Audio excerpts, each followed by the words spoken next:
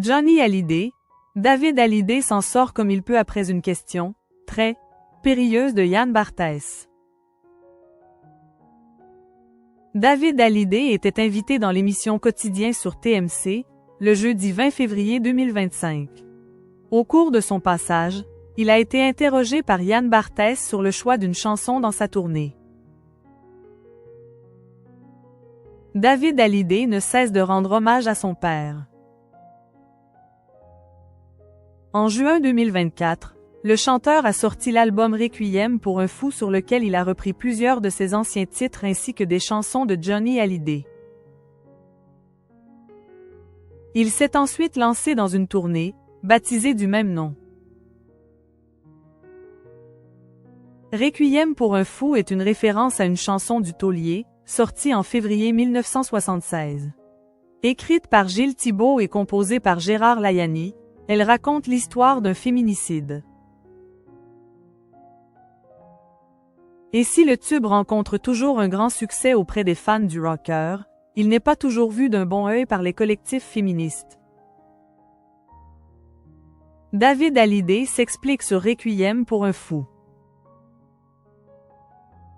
Le jeudi 20 février, le fils de Johnny Hallyday s'est rendu dans l'émission Quotidien sur TMC. Au cours de son passage, Yann Barthès en a profité pour l'interroger sur le choix de donner de l'importance à Requiem pour un fou dans sa tournée.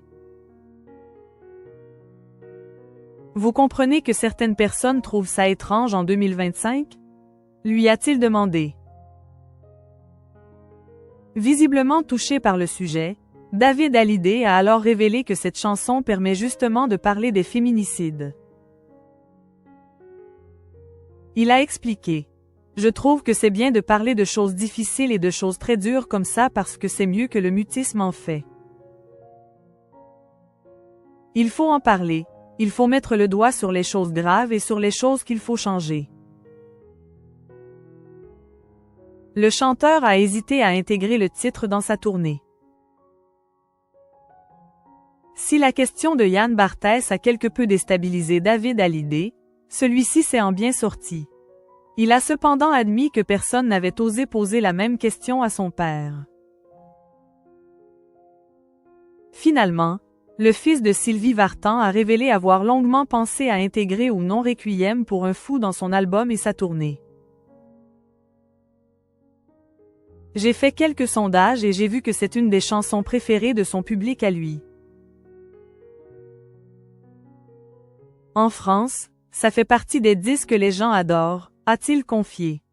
De quoi le convaincre de l'ajouter et d'en profiter pour communiquer sur les féminicides.